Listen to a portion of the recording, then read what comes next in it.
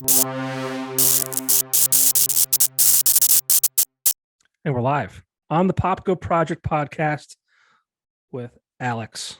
How are you? Yeah, I'm good. How are you? Not too bad. Did you get your lottery tickets? No, I keep thinking about it and then I just get distracted, but I should. It's 9 o'clock on Friday. It's going to be called in like 2 hours. Oh, shit. Honestly, I have the worst luck. So, like, I don't even bother with those things, but like, it would be nice. Yeah, 1 point some billion dollars. I mean, Oh, damn. you can't win if you don't play. That is true. I almost forgot. I won't win either. That's why I don't gamble. I don't gamble because I always lose. Oh, I tried to gamble when I went to Atlantic City once and I lost like $10 in maybe 5 minutes. And I was like, nope, Yep. I'm done. Out. Haven't since. Out. Out. Yeah.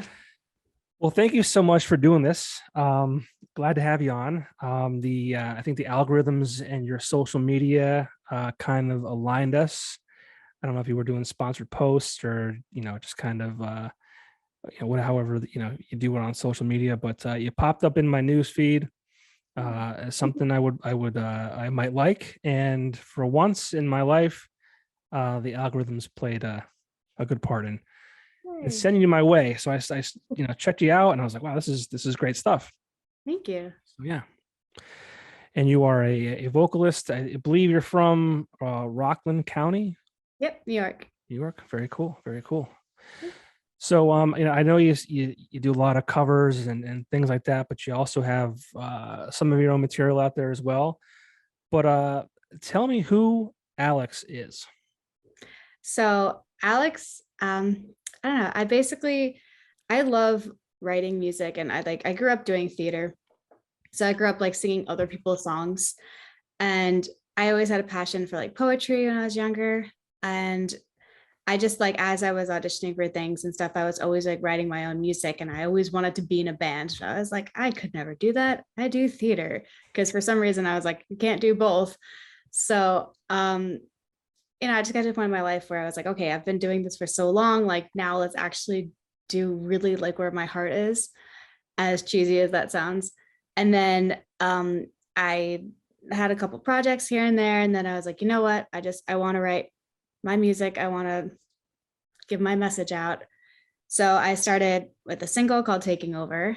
And then that whole song was basically like, I'm unhappy. Like I need to do something more with my life. And it just like sparked this whole band. And like I say, it's like a project, but it is a band, but it's my name, so it gets confusing. But yeah, so just kind of spiraled, and it's been almost 4 years. But the pandemic, I feel like it's been 3 because it didn't count. Those 2 years didn't count, right? Yeah, Yeah. what a wild 2 years that was. Ugh, let's not go through that again. Yeah, I mean, I'm so sick of talking about it, but I feel like it was such a not important part of our lives, but just a huge part of our lives. It's like if we don't talk about it, if we don't address it, and make sure we got through it okay, it's like what are we doing? But yeah, it impacted everybody in different ways. Yeah, I mean, so obviously as a musician, I talked to a lot of them, and a lot of them came out of it pretty good, because a lot of them did the right thing and they kind of took the time away from touring and playing shows because they couldn't, and just kind of like hunkered down, self-reflected, wrote some great songs. And how did that play out for you? Yeah, so I ended up like creating like a little recording studio in my house, because I was like, well, I can't go anywhere, might as well do it here. And then I redid my room. Like this is my bedroom. Like I went through, like, I don't know, I had a lot of time, like you said, I had a lot of time to myself where I could do things that I couldn't have done normally, where I'm just always running around. I felt like I definitely, honed my craft, and I just learned more about myself and my like musical taste and things like that. So honestly, I kind of flourished in quarantine. But I know everybody had it differently, and a lot of people were going through hardships, but I am very fortunate that I kind of enjoyed it, weirdly. Well, not all of it, but some of it. Sure, of course. Yeah, it's a lot of people, who aren't musicians, but, just people in general kind of did a lot of self-reflecting. I like to say they started lifting up the rugs in their homes and saw there's a lot of dirt and just kind of cleaned their lives up and took care of what they needed to that they didn't have time to take care of prior. Obviously, financially and mental health wise for people, it was an absolute nightmare.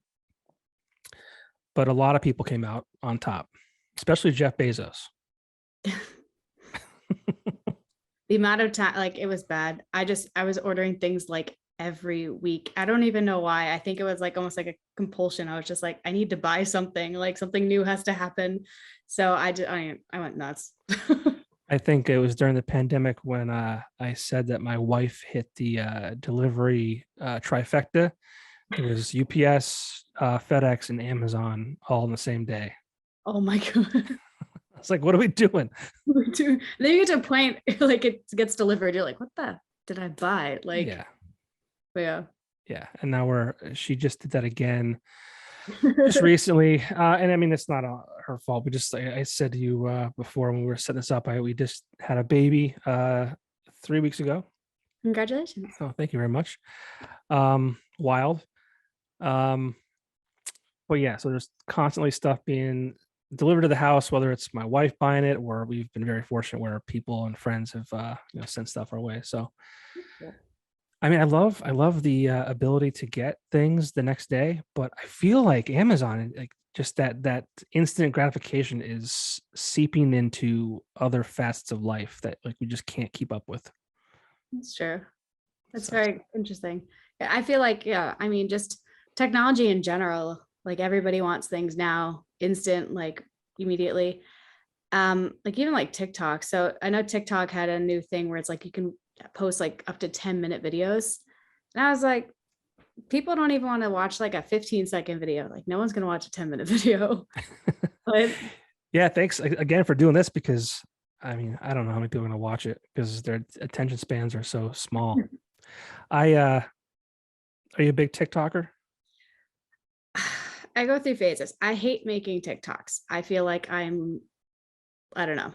I could be doing something else with that time, but I know I'm not gonna lie. I scroll through TikTok. I end up on like I usually end up like on comedy TikTok or like fail army TikTok or people like falling and stuff. But rarely I don't end up on like music TikTok, which is weird. But yeah, it's so much fun, but what a time suck. It's such a bad thing. I have a bad habit of, that's one of the first things I do. Well, before my daughter was born, one of the first things I would do in the morning I would grab my phone and start opening social media, which is terrible. But I do. But I'm like, I have like these kettlebells next to my bed that I said I was going to start using every day, and I'm like, if I spent the amount of time with these kettlebells that I spent on TikTok every morning, I wouldn't be fat. You gotta be like going for a walk while you're on TikTok, or something. Then I'll trip and fall and I'll hurt myself. It's not going to be a good thing. But are you worried about China taking your data?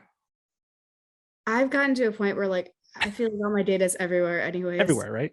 I mean, they can hack into my iCloud if they really wanted to. I mean, it's not very entertaining. Probably a bunch of like selfies and random pictures of like raccoons or something, but raccoons? They're so cute. I'm obsessed with raccoons. So sometimes people just will send me like raccoon memes or like videos, and then I save them because they're cute. Sorry.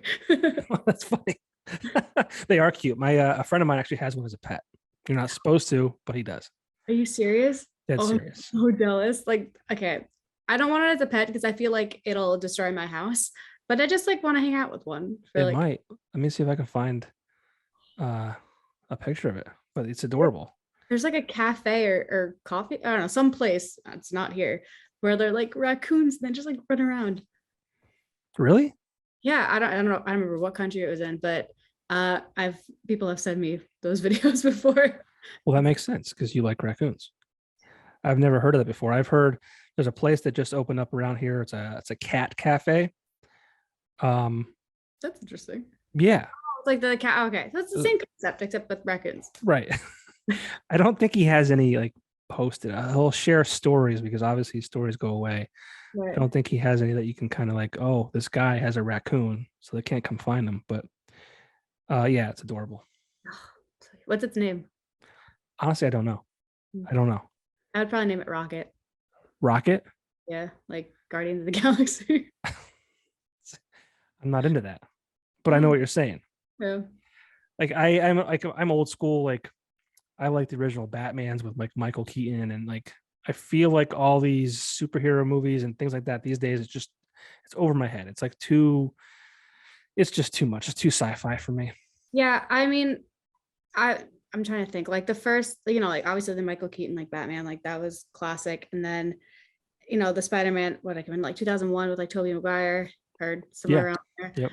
And those were good. And then they're just getting like too, like Doctor Strange just came out. I have zero interest in saying that. Like I Yeah, just it's feel like it's getting weird. just like too much CGI, and I don't know what it is. It's.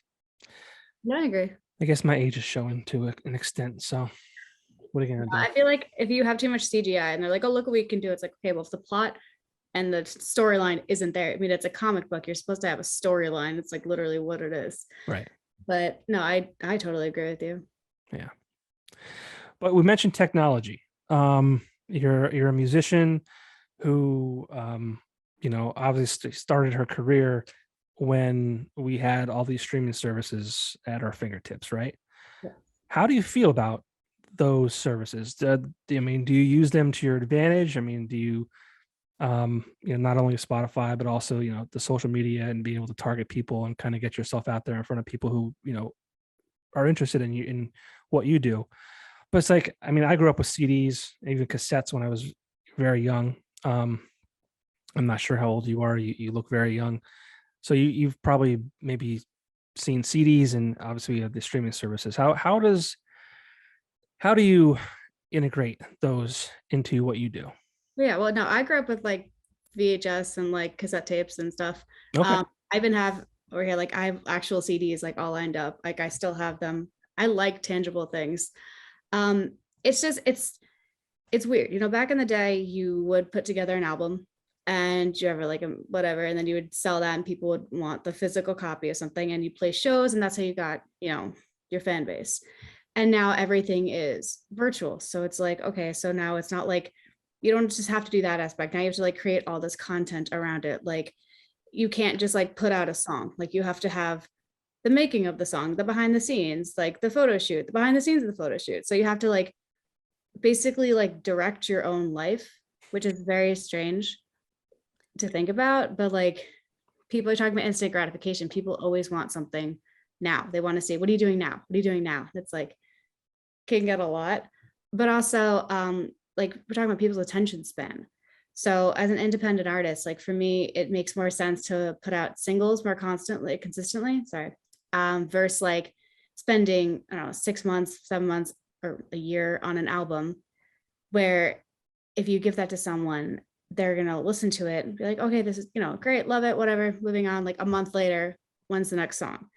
So it's, I think, more so about having consistent content than working on like an album, which is completely different from, back in the day, like when I first like got into like music in general. So it's just, it's weird. Cause like, when you grow up seeing something, you're like, okay, that's what I'm going to do. And then you get there and you're like, everything you just learned, throw it out the window, try something new. So Yeah. I mean, and that's how fast technology changes. It's like this wild thing. I hate it. I was buying CDs up until I think maybe it was when my son was born a few years ago, just because like I would go to the record store, buy CDs. If I wasn't there to find something in particular, I would just get something random based on the cover art, which is so cool, right? yeah. But I just got to a point where I'm spending $100 a week, which is $400 a month, and I'm like, I have a mouth to feed now, and it's like maybe this isn't the smartest thing. So I sucked it up and converted to Spotify. But I mean, I miss that. I miss at one point it was on every Tuesday. There was new music releases. Now it's every Friday. But that was such a cool part of the week for me. It's like, and I'm Yeah. sure as a musician, like putting that collection together and having that art and having, like you said, a tangible thing to kind of touch and feel, like, does that bum you out now that it's not that way? Um, yes and no. So I have an EP that I released in like middle of like 2018. And I went and like got CDs and like I went crazy. Like there's like a poster on the inside. I did all this like crazy artwork and stuff. And it was expensive. Yeah, And I thought it was really cool. And then I was like, okay, well, I'm not gonna do this for like every release. Like that's kind of crazy unless I have like a label or someone like backing me up financially. So it was really cool. So very, very rarely people ask for like CDs or something tangible. So I will still like sell them that. Um, so I do miss that aspect of it, but it is one less stressor on me to like not sure. think about that aspect of it. That But makes sense. yeah. Yeah, I don't know. I think what's cool about how things are now, where you release singles every 6 weeks, whatever it might be. I mean, going back to the instant gratification, I like being able to get new things from my favorite artists on a regular basis, which is really neat. But I also miss the fact that, the artist would take their time, put together a 10, 12 song album, and they would record it, in a way that you should listen to it from start to finish. Yeah. Where now it's just kind of like, here's a new song. Um, yeah, it's funny because like if you look at like older bands like that have been around since like the early 2000s or just like, well, I'm trying to think anything like think pre like 2008 even, most of those bands like they have the albums. And I think actually maybe a lot more rock bands still have like the album, but like all the new people coming in, they're doing EPs, they're doing singles. It's not really like that. Actually, maybe it's just been the past couple of years that I've really noticed it, but they don't do the albums anymore. Right. Like I love when bands that I listen to like have new albums. I'm like, yes, I get so excited. And obviously like I buy the tangible one because I like to. And yeah, I feel like now no one like the newer people up and coming don't really do that anymore. Even like in like the pop world, I think just musicians in general. Yeah, I just think it's like what you said. And it's very expensive to do all that. And we're living in a world where there's a 24-hour news cycle. So everything is just like, okay, this is cool today. It's gone tomorrow. What's next? What's next? What's next? So Exactly. And that's why like I've been doing covers too, because I'm like, it's something, first of all, they're fun. yeah, And let's get into that. I mean, yeah. I'll go on a list here. Uh, you had one with Breaking Benjamin, who shameless plug. I'm very good friends with Aaron Bruck from Breaking Ben, Awesome. and then past members. They're from where I live. Aaron lives like 10 minutes from me. Nice. Motionless in White, also from my area. But you have Flyleaf, and you did a cover of Justin Bieber, Christina Aguilera. Um, you know, when you choose to do like a cover, I mean, are these people that you've looked up to over the years and that you admire, or is it just kind of that's what's in your wheelhouse and that you kind of are comfortable with? How does that all play out? So it depends. So I do work with my friend Chris, and sometimes like the Justin Bieber one, he had composed that whole cover and he was like, this is really cool. Like, would you want to sing on it? So sometimes it's something that he has done when I do collaborations with him. When I do things on my own, it's more so that it's like a song. Literally, I don't plan it. I just hear a song and then I just envision it a certain way, like the one Masterpiece by Motionless in White. I heard that and then I just heard like an orchestration in my head, which now sounds kind of weird when I say that out loud. But I just like heard this whole piece. So then I was like, I have to cover this. And like, again, people with short attention spans, I'm like, I'll just do like the first verse and chorus up to the end, and then I'll do that. Um, and it was pretty well received, which was cool. But yeah, I just sometimes like I'll hear a song and like I hear it a different way and I want to try it. Or like I get influenced by the song itself. And what kind of bands kind of inspire you? So I mean, Flyleaf was a huge inspiration. Evanescence, 3 Days Grace, Breaking Benjamin was a huge influence. So that kind of like that realm, that's pretty much when I'm trying to think. I think I was like 10 or 11 when Falling came out. Maybe it was 9. I don't know, but I was young. And especially like Evanescence, hearing that, because it was the first time I heard someone who was like singing hard rock but had like almost like an operatic voice. And I don't have an operatic voice, but I have more of that vibrato like theater side. So hearing that was like, oh, like maybe I could do this. And then it just kind of evolved from there. Yeah. No, it's cool. Like all these covers that you've done, they're very well done, obviously. And then they're just bands that I've been, a huge fan of over the years. And it must be it's probably kind of cool to be able to, I don't want to say it's easy copying someone's song, but like having that blueprint already set out, the lyrics, and being able to just kind of take that and put your twist on it. That's got to be a lot of fun. Yeah, definitely. Especially when I'm taking a song that is not stereotypically like an orchestra. It's more so like a hard rock song. So like trying to put because I play piano, I like to orchestrate like strings and synths and that kind of stuff. So it's kind of cool to like hear a song that I've listened to forever in like a different way. And it's funny because during the pandemic, one of my songs, Lose It All, which is like a hard rock song, I was listening to it, and I originally wrote it like more so on like a piano orchestration.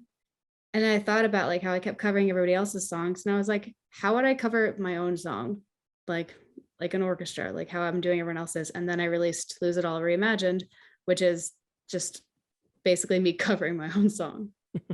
But yeah. Now, did you start with covers and then say to yourself, I mean, I can do this. Let's write my own music, or did you kind of dabble in both? So I started writing my music first. I think I recorded Cool. my first song when I was like 17. Oh wow. 17 or 18. It was for a short time on iTunes. And then as I got older and like was like, maybe I should just take these down. They weren't bad, but like I was 17, 18. Yeah. So could have been better. What were they about? What? What were they about?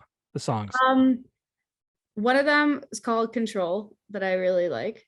To be honest, I kind of want to like revamp it and make it, better. But it was about just saying how, sometimes things in your life you can't control, but you just have to kind of like push through it and make the best out of it. Yeah. So I have a good meaning, I guess. But I sounded like a little theater kid singing. So it's like maybe I should pull this. But yeah, so then I started recording like ALYXX or whatever. What was it, 2017? So I had been doing covers that I was releasing first and like actually taking it like seriously and putting it on YouTube. So I did covers and then I started doing my originals, and now it's kind of a cluster of both. Right. Now, have you been able to use the covers to attract a broader audience and then kind of bring them in to your own material? Yeah, definitely. So that wasn't an intention at first. I just genuinely had fun covering things. And so it's cool when the band members of the songs that I cover either like repost it, reshare it, or just like comment on it. And then I do sponsor those posts. So there's different like ways to sponsor posts. And I always do the people who like your page and like them or whatever, something like that. So it basically will attract people who are following like the people I'm following and whatever. So it's not just like random people. It's a little bit more like targeted, which maybe that's how you found me. Yeah. But yeah, no, so I mean it's definitely, I've like people will be like, oh, like I found you because of like this cover that you did, and then I checked out your stuff and like it was awesome or whatever. So that's always really cool when I hear that people came from something else that I did. So it's networking and fun. Yeah, it's funny how it wasn't like a strategy of yours, but it could definitely be used as one. Yeah. I was just having fun. Yeah. Whatever works, right? Right. And with that being said, what does the future hold for what's now that we're kind of out of the pandemic, fingers crossed, hopefully monkeypox isn't gonna be a real thing.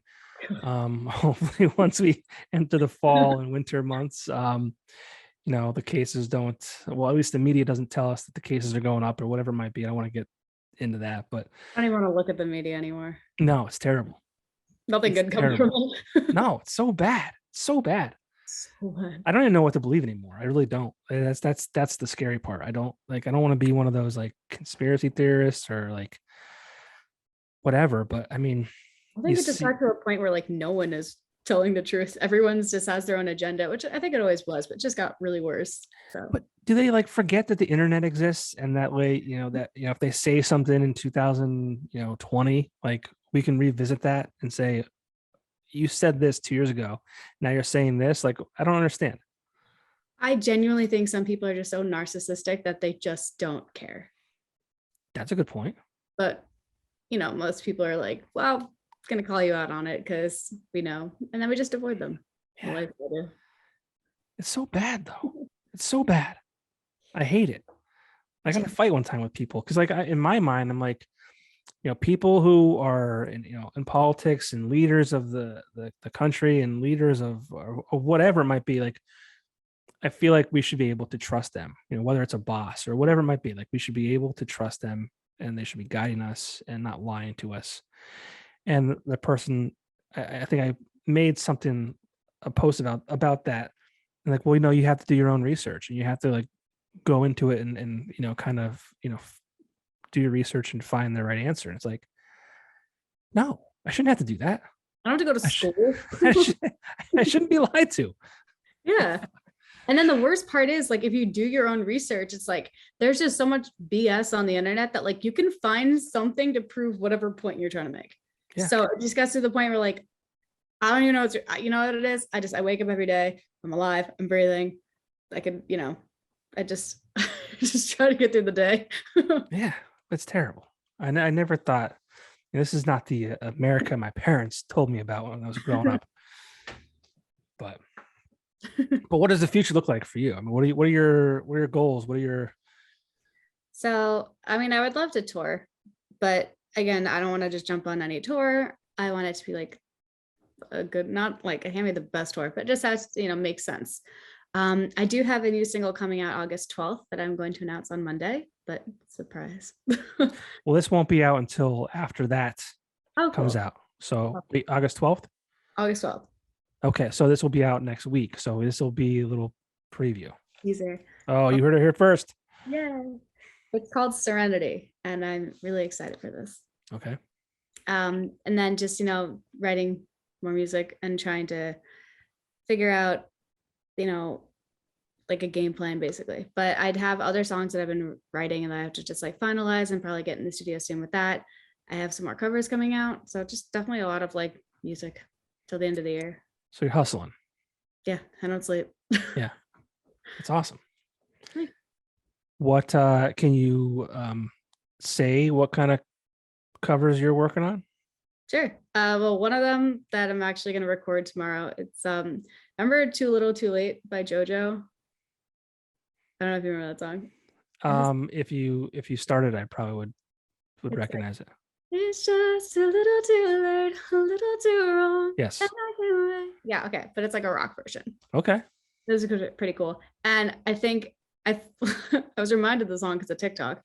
And then I liked a couple of videos where it's like a lot of throwbacks. And then I think I just ended up on like early 2004, 2005 TikToks because now all of these old songs are coming back. And I was like, wait, this would be really cool as a rock cover. So there might be a lot of those randomly, but throwback.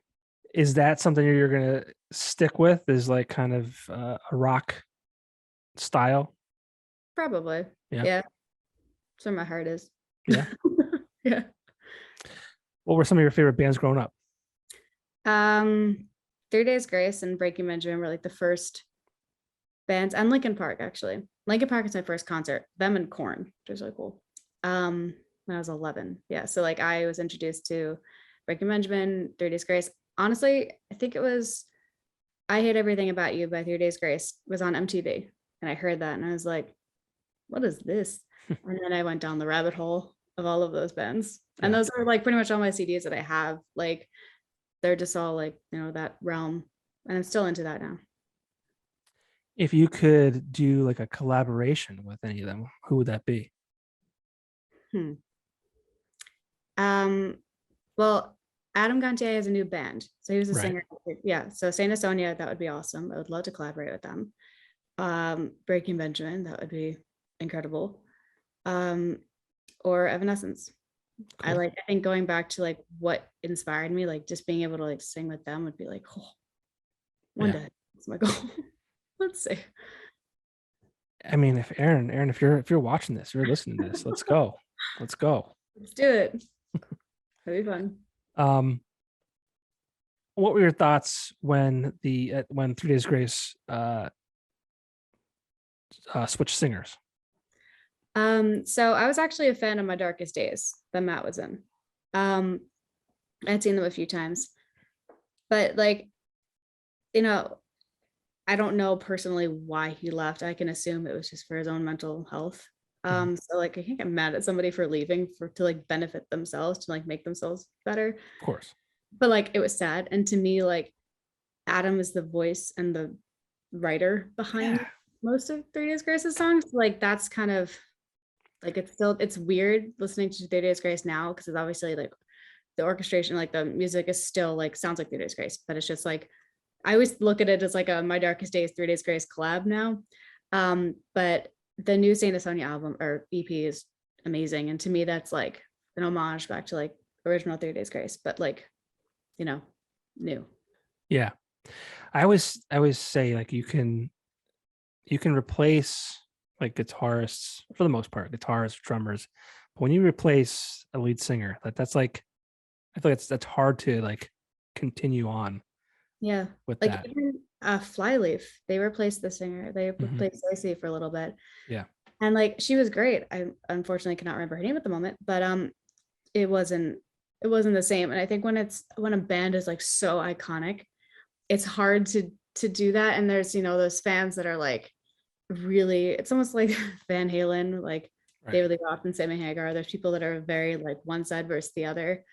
I think it's always hard. And it's also like I'm picturing like as a musician, like if I joined a band where like I've auditioned for bands before, and I was kind of glad that I didn't get them, because I would have changed the dynamic of the bands. And I feel like it's such a hard thing to do, is to replace somebody who already has a name for themselves and like people have an idea what the band sounds like. So I have a lot of respect for people that jump in and are able to like make it their own and just add themselves into it, as well as keeping the integrity of the band.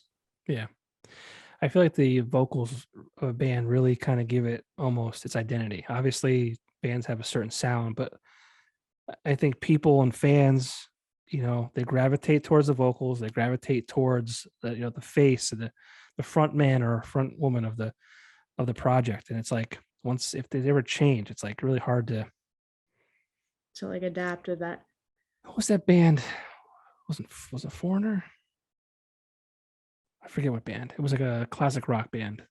They tried to replace their singer, and he kind of sounded exactly like him, which I think was the reason they could continue on the way they were. It wasn't the same still, but damn, who the hell was that band?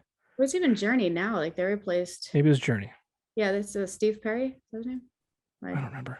Like Steve Perry. They replaced him with the other guy they like found on YouTube, and he sounds like him, and he's great. And it's funny. Like I feel like people are really like opening up to him, and they're like, "Oh, he sounds the same. It's fine."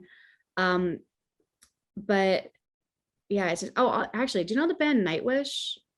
No.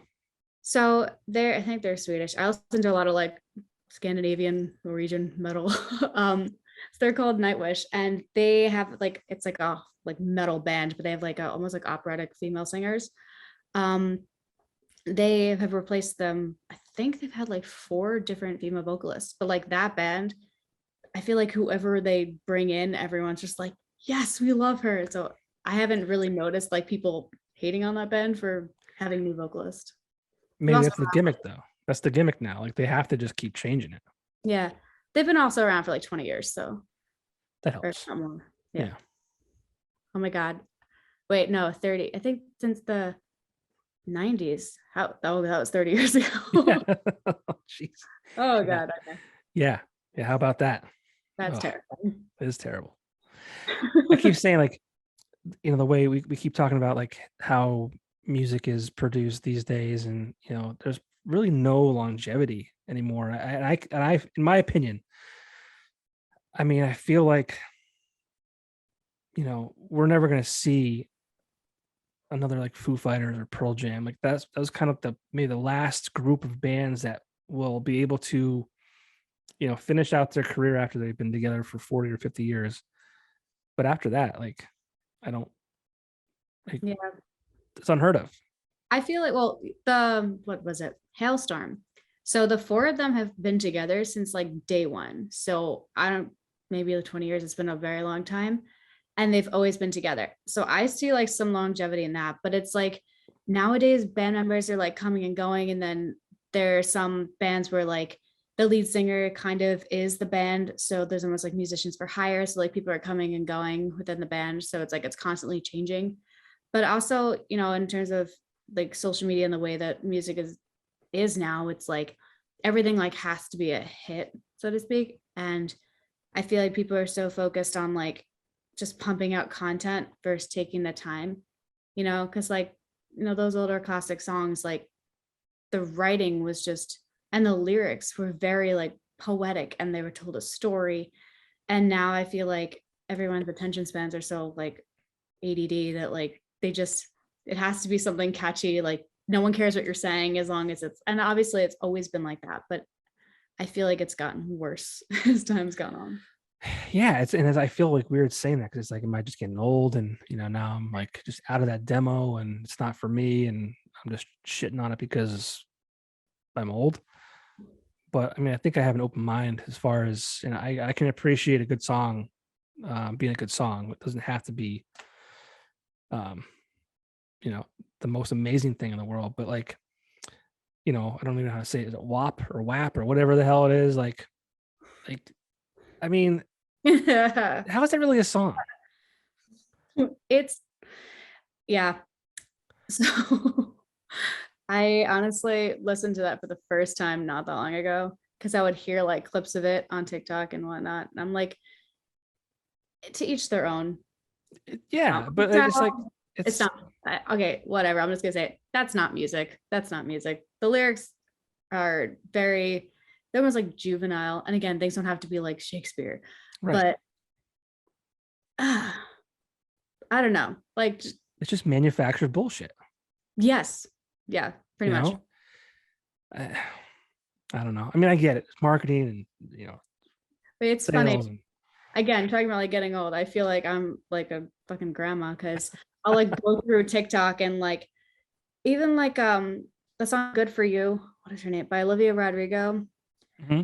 Like it has like a Paramore vibe. Apparently, like Haley Williams like helped write it, and like it's fun, it's cute. But now like everybody is doing the same thing, and like there was some song, I don't know what it was, but it's basically like a nursery rhyme that they just changed the lyrics to, and they're just so like, it almost felt like a nursery rhyme, but just like a mean one.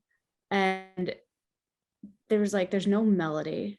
It's just like yelling at me.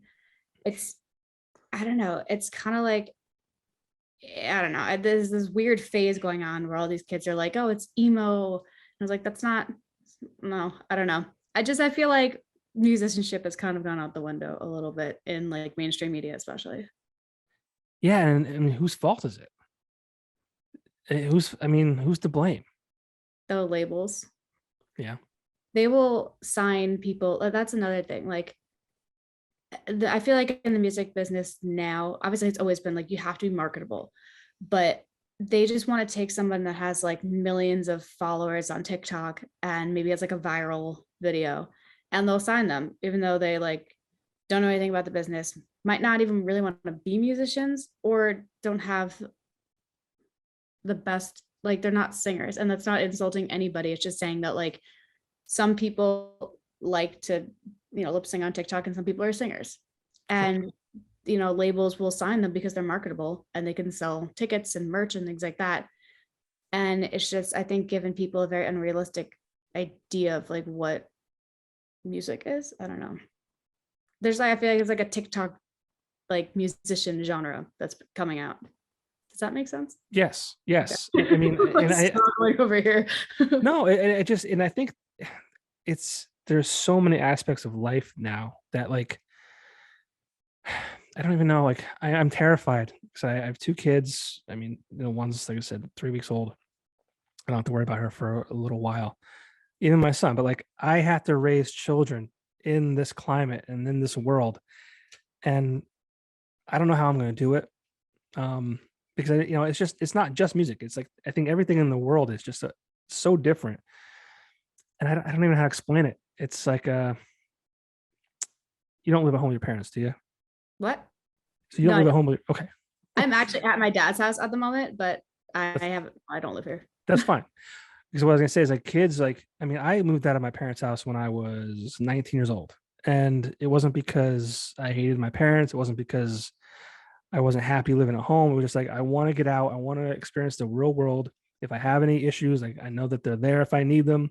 Yeah. I remember my dad saying, like, why are you moving out? You have everything you ever need right here. And I'm like, that's exactly why I want to move out. I want to experience life before I finish college because I want to finish college and then get thrown out of my ass and not know, what to do.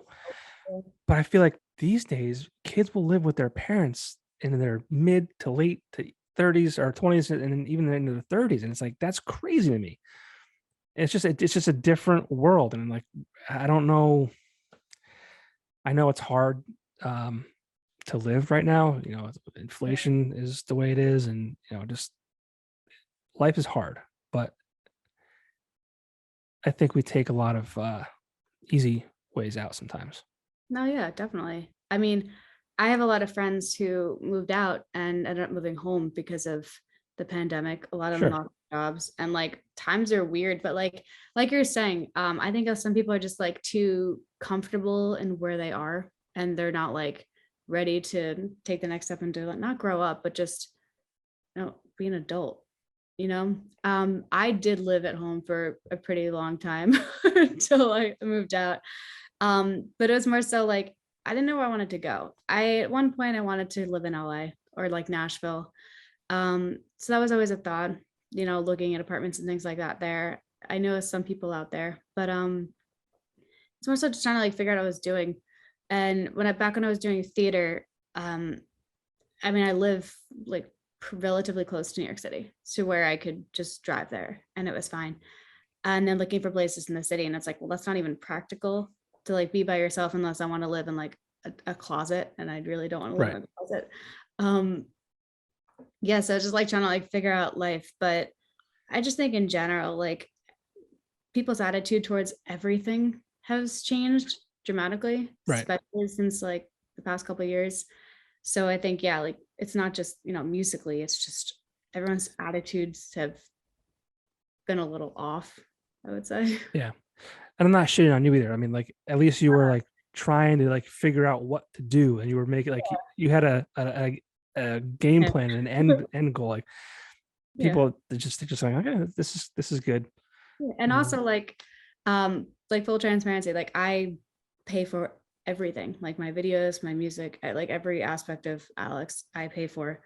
So also like financially, like it made sense to stay here for a little bit because like all of my money that I made for went sure. right back into the music. So I like took advantage of that for a while to where I could afford to do that. And do now have an apartment, which is nice. So me and my boyfriend moved out like earlier this year, um, which was a long time coming, but we did it. That's So, good. Congrats. thank you. And now That's it's, awesome. doing all that stuff. We obviously still need like furniture, but I realized I'm actually very minimalistic, more so than I thought, because there's like nothing in one of the rooms. I'm like, this is fun. Yeah. Yeah. When the pandemic hit, I said to my wife, like, we need to start living like smaller and like you said, like more minimal. Yeah. And I feel like she heard me say that. And then like 4 months later, we bought a bigger house than the one we had. And I'm like, what are we doing here? I just got done saying like we need to like be cool. And now Well, we're maybe the bigger house makes things like your rooms won't look as full, so it looks more minimal. maybe. And we did it for the kids too. So that was a whole plan. But Yeah, during the pandemic, I threw out like so much stuff. Like I remember I just like boxes of things. I'm like, I'm gonna give them to Goodwill. but Goodwill wasn't open. So in my like dining room, like hallway thing, I just had stacks of just boxes of books and crap and whatever the fuck I was getting rid of. And I was literally like throwing out furniture. I was like, I don't need this. I was also like broken furniture. It wasn't like worth giving away. I was like, this is a crack in it. Garbage. But yeah. Yeah. It's nice getting the clutter out. That's for sure. Definitely. You just feel better. The place we live, the development we live in, I had like a community yard sale maybe like a month or two ago, and I have a problem buying DVDs. Well, I had a problem buying DVDs, but I sold a ton of DVDs that day, and I just felt like my youth and my childhood like leaving one by one. No. So it felt good because I was making money. I was decluttering and kind of moving on with things, but also it's like, there it goes. Like, there goes my junior high life, and there goes my. No.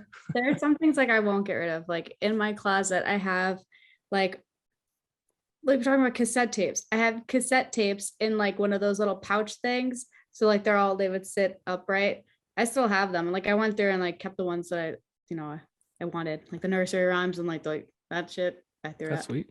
But yeah, no, I'm a minimalist trying to be, but also slightly a hoarder. So like I'll have a few things that I probably should get rid of, but I just don't have the heart yet. One day. Hold on to it. Yeah, this closet's full of like. Hold on to it. Yeah, that's just like my hoarding closet. And it's not. It's not at your current living space, so it's fine. Like, just let it stay there. It's not your problem. Exactly, and it's in a closet. It's far away. I know it's it. Oh man. Well, I don't want to take up too much of your time. You're probably very busy. I wish you. No, you're not busy. Friday night. No, I'm just chilling. Yeah. The pandemic really crushed a lot of things too. Like, just like there's not like, not that I go out to bars anymore, but I think bars close here around like 11 and 12 o'clock sometimes, even on a weekend. It's like, I went out one time like 2 weeks ago around where I live, and me and my friend left the bar, and it was like, I want to say 1 o'clock in the morning. There's like one other bar open, and this is like a strip where there's like bars, always like people walking around. And there's like two people walking around. And I was like, okay, we're just gonna go with the car. It was just really like it was not it. yeah. And now, unless like I have a show or something, like now I'm just kind of like chilling. Like it's Friday night. I'm just gonna sit on my ass and watch Netflix. Nice. How have your shows been since things kind of came back? They have been great. So I feel like people are like, back in the day, everyone's like, like I'll go to the show next time. I feel like now everyone's like, okay, well, shows are back. Let's go to a show. So I feel like people have definitely been more eager to go out, which is nice. Yeah, it's been good. I honestly have to book more shows for like starting for like next year. I haven't done that yet, but it's on my list of things to do. You got to come down to PA. What? Oh yeah, I do. Yeah. Like where in PA have you played? Honestly, I don't remember the town. Okay. But it was before the pandemic, so 2019.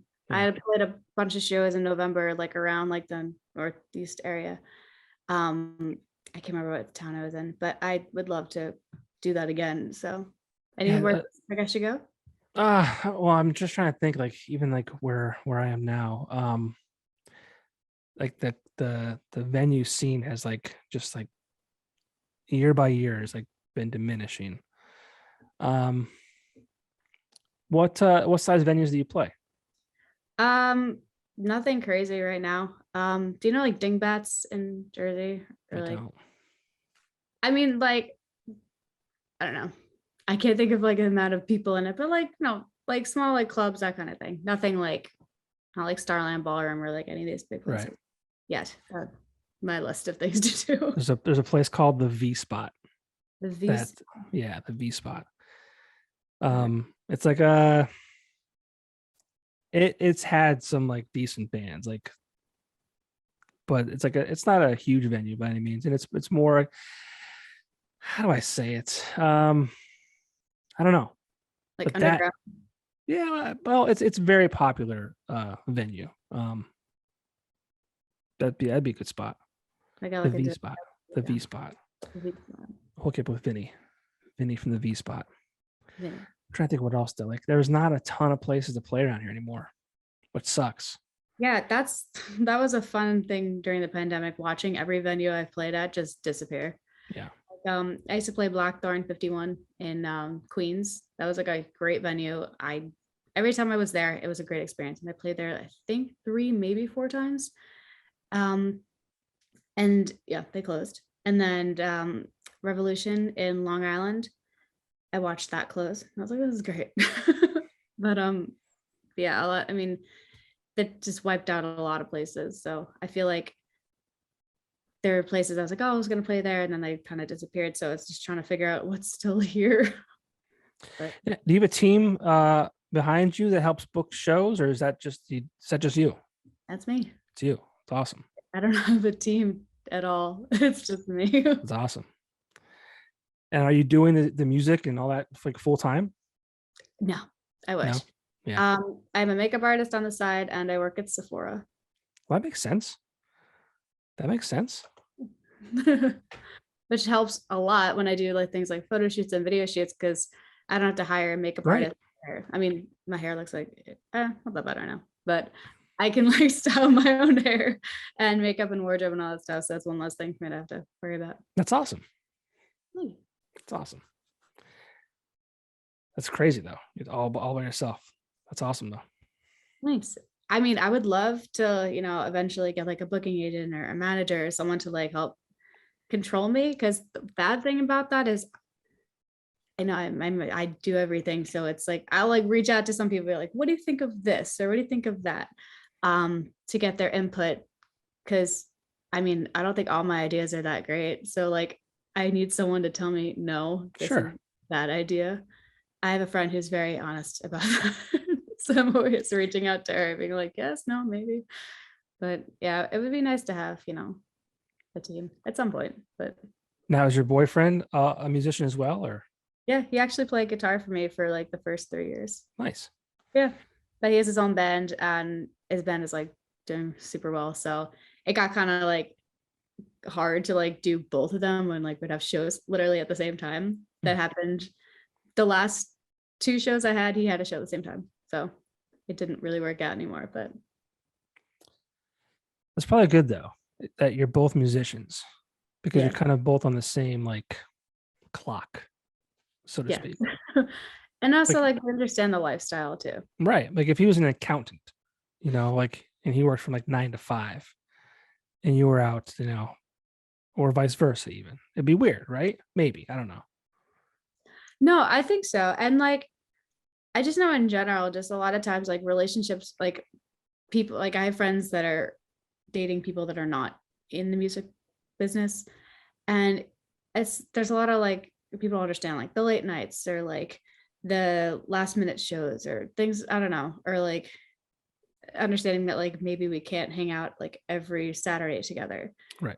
So it's like, because we might have a show, or also just like being tired at the end of it, just being like, I just, I have a day off. I just want to sit on my ass and watch Netflix. Yeah. I don't want to go, apple picking or something. But like, yeah, it's understanding like all that goes into it and the stress. And then also like just being able to like help each other out, like musically, and just like with videos, and like he'll play guitar for me, and then I just recorded a cover for him and filmed it. So it's just like, it's nice. Sweet. Well, that's awesome. I'm looking forward to your next single, which will be, you said, August 12th. Yes. I'm excited. That's exciting. Best of luck with that. Thank you. I'm sure it'll do great. I hope so. And I mean, best of luck with the rest of the year. Thank you again for doing this. I really do appreciate it. Of course, this is awesome. Yeah, I hope that the next time I connect with you, you're on tour with like Breaking Benjamin. I would cry. Telling you, that'd be cool. it's not impossible. It's not impossible. Nothing's impossible. That is true. I just gotta keep going. Yeah. Well, I mean, it sounds like, you're doing it. You're hustling, you're grinding, you're constantly recording music, your own stuff and covers, and you're doing it yourself. I mean, I strongly believe that like things will pay off for people who, earn it. So I for hope what so. it's worth, from what a guy from Wilkes-Barre thinks, that's Now I take all I got. So, it. well, if you're looking at book shows in Pennsylvania, specifically the Scranton, Wilkes-Barre area, let me know. I can kind of maybe connect you with some people who do book shows for real. Okay. I don't do that, but I know people who do, That helps. and that'd be cool. Yeah, no, I'm probably gonna reach out to you soon. Sweet. 'Cause especially in beginning of next year. I mean, I'm not too sure. We're in what, July? Oh my God, we're almost in August. It's gonna be August on Monday. Oh no. Okay. It's terrible.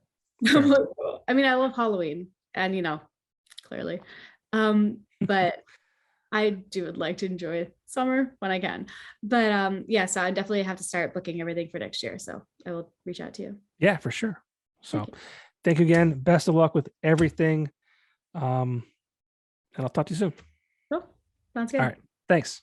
Oh, bye. Show what your small business sells in 7 seconds.